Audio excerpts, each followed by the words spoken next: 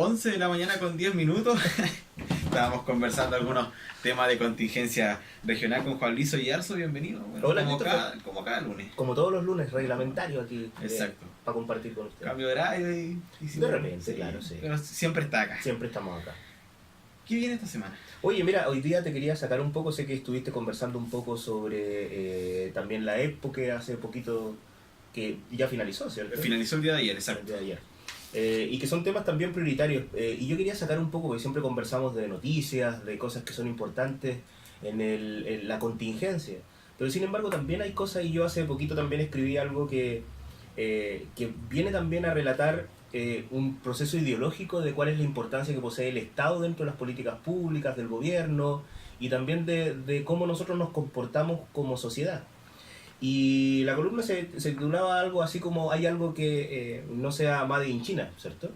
Haciendo una referencia irónica también de que cuando nosotros analizamos las cosas, y estos son aspectos que uno los menciona también dentro de las clases que uno realiza, yo siempre le pregunto a los alumnos, dentro de las cosas que ustedes andan trayendo, ¿cierto? ¿Hay algo que sea chileno? Porque hago la pregunta claro. al revés. ¿Hay algo que sea elaborado en Chile? Y claro, entre la etiqueta y todo, en realidad todo está en Malasia, en China, en una serie de localidades. Y esto puede ser anecdótico, Christopher, y puede causar decir, mira qué interesante, en realidad no me había dado cuenta de que la mayoría empezamos a hacer, todas las cosas que andamos trayendo son importadas, son de otros lugares y no son realizadas, que es muy diferente a la generación que nosotros tuvimos de nuestros padres e incluso nuestros abuelos, que nosotros veían que en realidad había una gran cantidad de cosas que eran realizadas en nuestro país. Y eso se debe también a un escenario económico, Christopher. Era una forma de hacer economía. De tal manera que teléfonos, aspectos como los televisores Boloco, como radios Boloco, y como una serie de aspectos que eran realizados aquí. El arte de vestir hacía sus propios trajes. Claro. Johnson, hacía sus propios trajes. Entonces Falabella también era una sastrería que empezó como tal y que después fue cambiando el rubro, y si te das cuenta hoy en día las cosas que hace Falabella son nada, es solamente un mecanismo de retail que es una especie de intermediario sobre esto. Entonces, ya marcado parte de esa situación, aquí es donde empiezan a surgir las teorías. Y uno de los primeros teóricos, no primeros, pero uno de los teóricos importantes que marcó parte y que mencionaba algo de esto era Schumpeter, el año 63, que él mencionaba este mecanismo del emprendedor y le daba un contexto que era una frase muy interesante que se llamaba la destrucción creativa.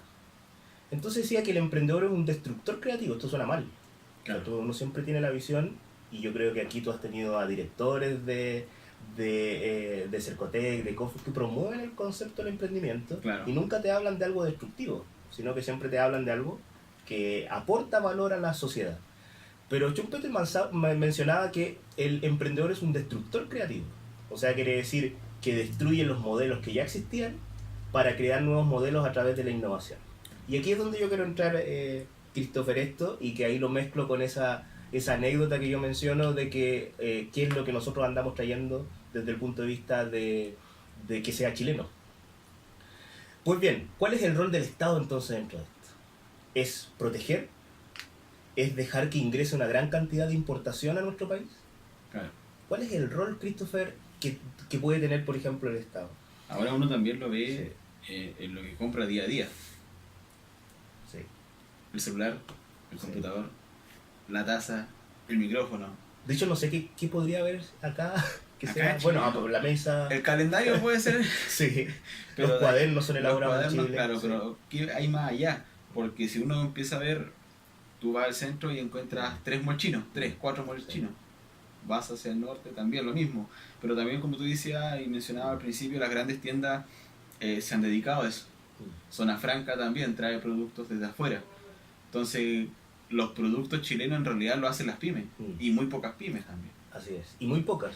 Bueno, la decisión entonces que nosotros tenemos, y que es una decisión que también es atingente, porque es una decisión política, es cuál es el modelo económico que nosotros vamos a llevar, o si vamos a permitir que todo sea de cierta manera importado o no fomentar parte de esto. Y nosotros incluso en Punta Arenas ya hemos tenido experiencia de aquello.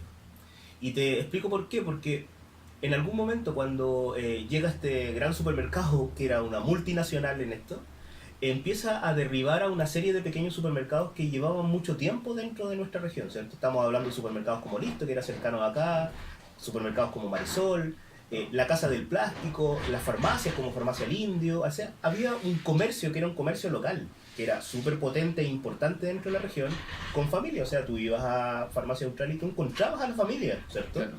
Tú ibas a la farmacia Verisuil y tú encontrabas a Verisuil. En cambio, hoy en día, por ejemplo, vas a muchas farmacias y en realidad tú te encuentras con un químico farmacéutico que es una persona contratada por parte de esta gran corporación, pero que sin embargo no conforma parte de este capital regional. En esa instancia, cuando llegan todos estos grandes titanes, nuestras familias regionales no tuvieron absolutamente nada que hacer. Claro. No tuvieron absolutamente nada que hacer. De tal manera que, ¿qué es lo que sucede? Inmediato uno empieza a ver como aspecto regional de que en realidad todos estos supermercados que eran tradicionales en la región, farmacias tradicionales en la región, desaparecieron dentro del entorno. Producto efectivamente de estos grandes titanes que conformaban parte de la nueva forma de hacer economía y que de cierta manera el Estado permitió que compitan de cierta manera en desigualdad de condiciones. Era una guerra entre David y Goliat que claramente en esta ocasión ganó Goliat. Claro. Y que desplazó a todos estos David, ¿cierto? Fuera del mercado regional. Eso te genera obviamente una reflexión y por eso vuelvo a esa reflexión. ¿Cuál va a ser el rol del Estado frente a estas situaciones? Claro. Pero por ejemplo, ahora, haciendo un paréntesis, ¿qué le conviene más al Estado chileno? ¿Que se vengan las importaciones de afuera o que se cree algo acá y se venda acá mismo? Es que depende de cuáles son los comercios, porque por ejemplo, cuando nosotros hablamos de este comercio regional, Marisol, etcétera, nosotros vemos efectivamente de que en realidad ellos no tuvieron ninguna protección estatal al momento de llegar a una gran multinacional. No tuvieron ninguna protección estatal, ¿cierto? A pesar de todo el tiempo que llevaba, etcétera. Que es diferente a otros países, es cosa que en las personas que nos están escuchando, tú, Christopher, crucen a Argentina y ven que hay mucho comercio local porque hay una protección del comercio local. Claro. De tal manera que cuando se instala una multinacional, quiere decir que también hay ciertas garantías que te permiten conservar el comercio regional que existía en esa localidad y también permitir que estas multinacionales compitan de una manera más o menos igualitaria. No desde el punto de vista de esta destrucción que ocurrió efectivamente, por ejemplo, con nuestros supermercados regionales, que hoy día forman parte del recuerdo.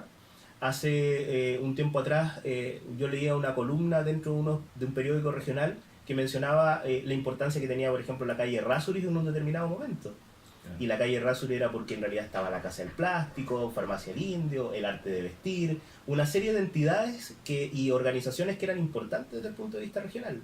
Y hoy en día, por ejemplo, vemos que en realidad ya no es la misma calle Errázuriz que era para nuestros padres o nuestros abuelos.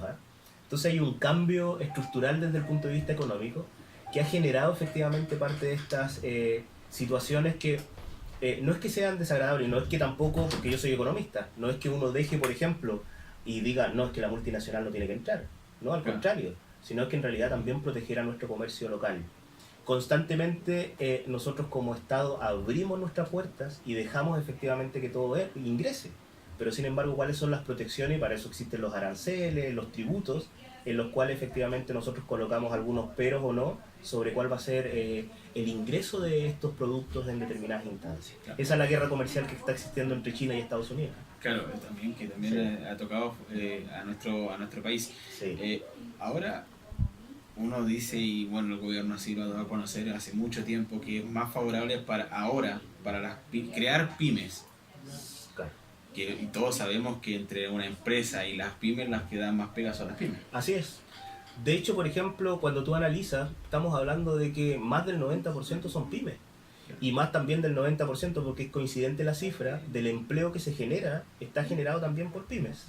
Claro. De tal manera que cuando tú haces una reforma laboral como la que pretende ahora el gobierno lanzar y tratar de atrasar para marzo, ¿cierto? Que ahora creo que ayer o anteayer había salido en los medios nacionales que van a atrasar esa reforma para una discusión porque no hay un acuerdo dentro del Congreso. Claro. ¿Y qué es lo que sucede con eso? A una gran empresa no es un tremendo inconveniente generar, por ejemplo, cambios en los salarios mínimos, ¿cierto? Pero sin embargo, cuando tú ves también empresas que son estas pymes o micropymes, cuando tú le generas un cambio en su estructura de costo, es terrible para esta empresa.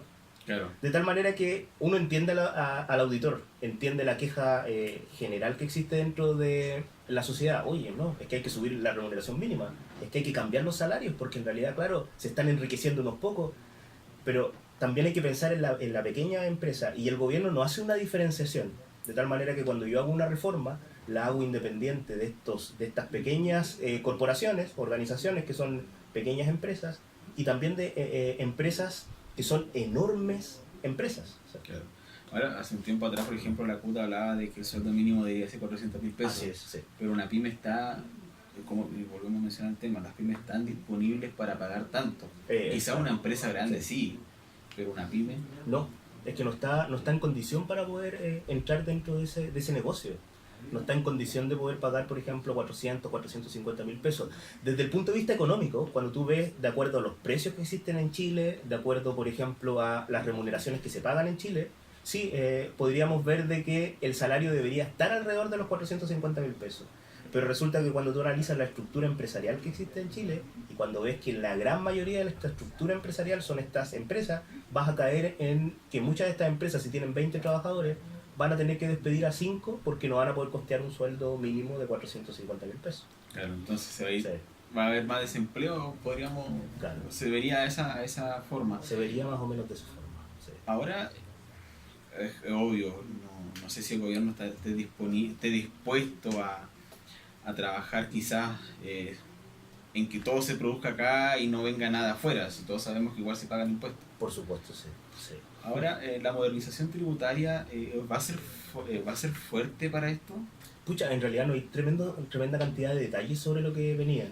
Primero, la reforma tributaria que lanzó la presidenta Bachelet en un determinado momento, en el primer indicio, fue como extraña en su primera instancia, porque trataba de postular de que se iba a obtener alrededor de un 3% del Producto Interno Bruto para poder costear la educación. Pero sin embargo nosotros no tuvimos un crecimiento sostenido en esos 4 años, producto efectivamente que tuvimos un crecimiento de 1,9%. Exacto. Pero ahí existe, por ejemplo, una apreciación. Yo soy proclive al gobierno de la presidenta Bachelet.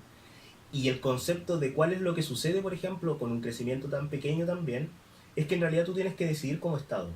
Vas a generar, por ejemplo, beneficios que estén relacionados con empresas o con todo el aspecto comercial, o te va a tirar efectivamente tal vez un beneficio que esté relacionado con cosas que estén que afecten directamente a la población, a la sociedad.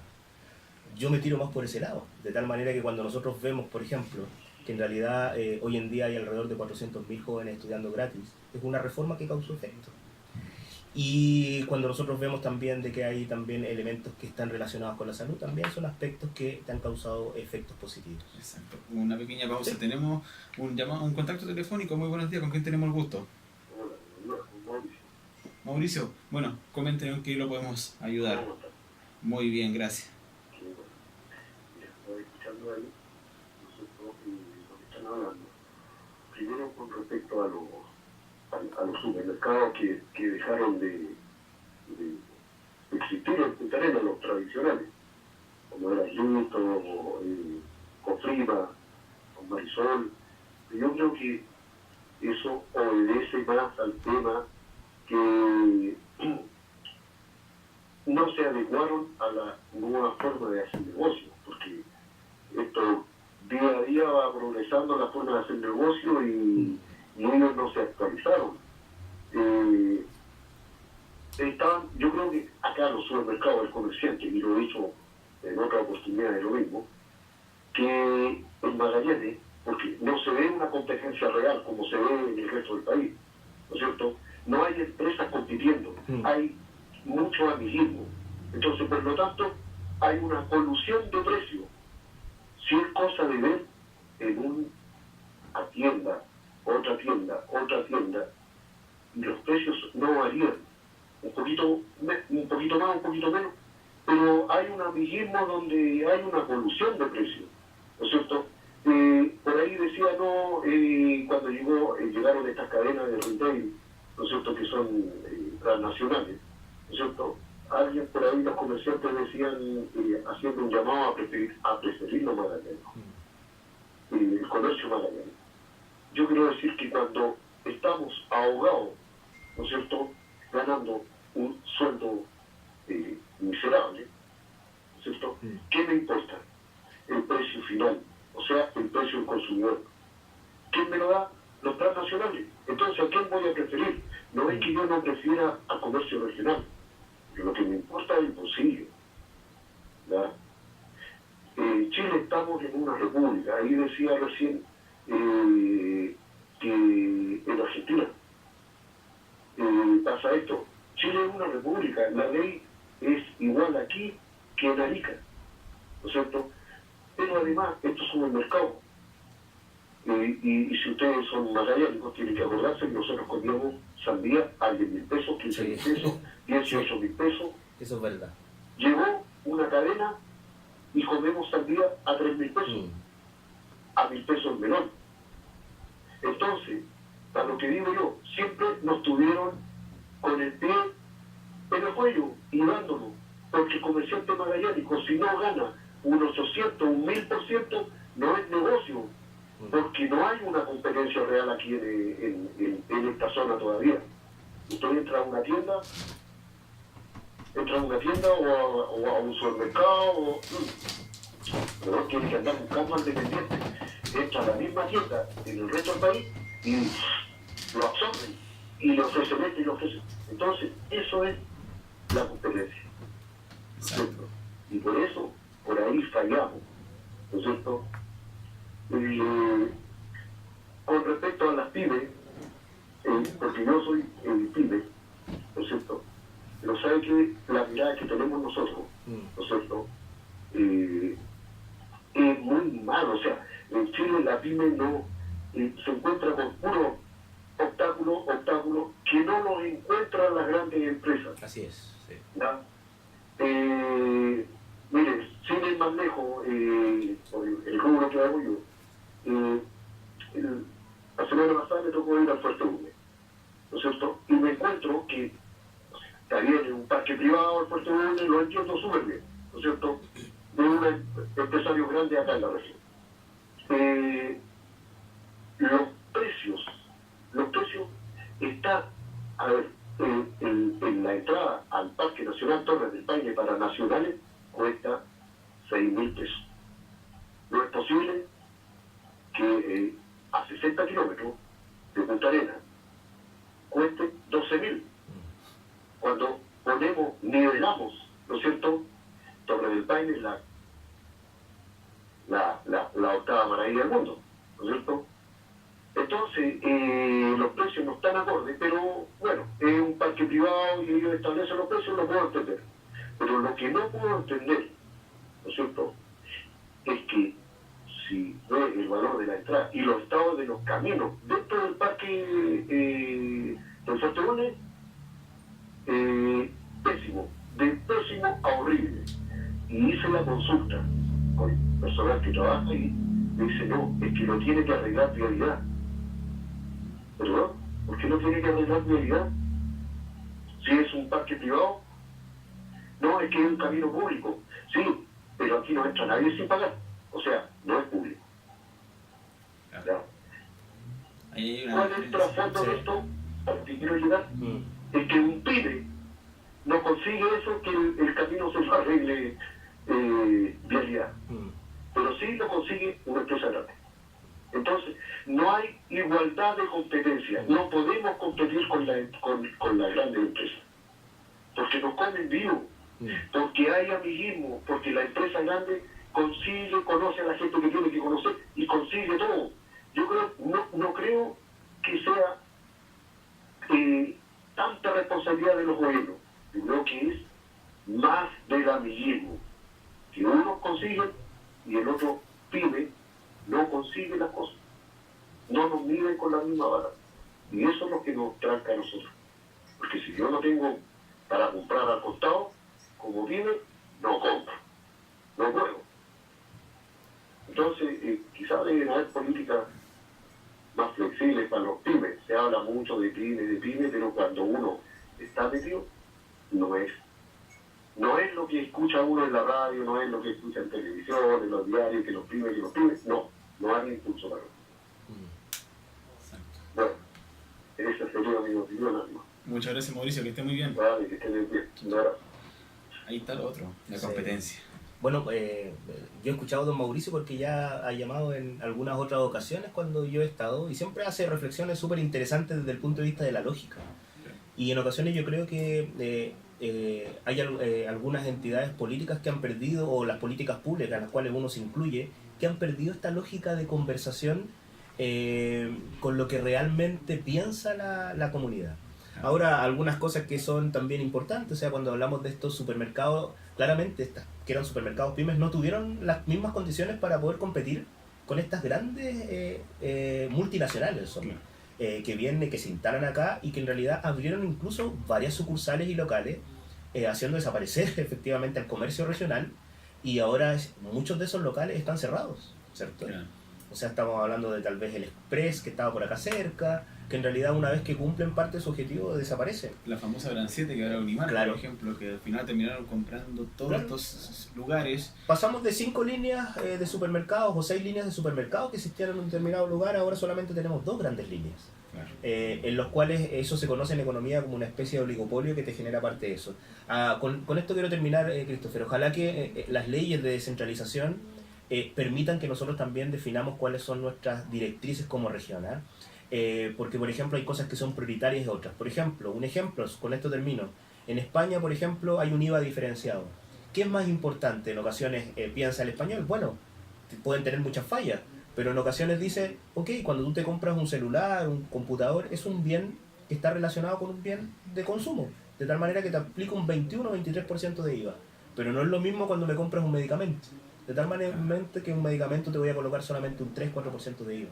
Claro. Hay una diferencia sobre eso. La diferencia, sí. ¿Se podría realizar acá? Claro, tendría que haber una diferencia entre estas grandes empresas y también en estos empresarios, y también debería haber diferencia en cómo nosotros y cómo el Estado protege este comercio local que nosotros tenemos en la región. Lo otro, y para Sí. terminar también, ¿cómo se combate la colusión? Porque hace un tiempo atrás conocimos la colusión del confort, y el día de ayer, en una nota que pude leer en un medio nacional, se hablaba de la colusión de los camiones de bienes, de estos que reciben los dineros de los bancos y los transportan. ¿Cómo se combate la colusión? Con más Estado. Y con más Estado quiere decir, porque aquí es donde empieza el aspecto ideológico entre un sector y otro. Claro. Yo opino que en realidad el Estado tiene que ser partícipe dentro de estas reglamentaciones que existen. En Estados Unidos tú no te puedes ni siquiera sentar, ni siquiera puedes hacerle, por ejemplo, una imagen de ojo con otro empresario de tu mismo sector, porque es totalmente penado por leyes monopólicas y oligopólicas. Hoy en día acá en Chile tú te puedes sentar libremente, te puedes enviar mensajes con tu competencia, puedes ir a ver, puedes tener espías, una serie de elementos que te permiten generar eso. De tal manera que tienen que haber leyes que prohíban efectivamente de que en realidad puedan existir ese tipo de colusión que tú mencionas. Juan Luis, No, un millón de muchas gracias. gracias. Siempre queda algún tema, Sí. siempre es interesante saber en qué puede estar la economía de nuestro país sobre todo. Y bueno, como dijiste ahí en la última parte y contextualizando en tu columna, seguiremos viendo más en China. ¿O? Yo creo que sí. Vamos a seguir en la misma. ¿O? Yo creo que sí, No queda otra. No queda otra. Vamos a seguir con ropa y con todas las Exacto. cosas chinas. Exacto. Muchas gracias. Gracias, Nos estamos Christopher. viendo en otra oportunidad. 11 de la mañana con 33 minutos, tanto musical, comercial, y ya volvemos con más tiempo libre.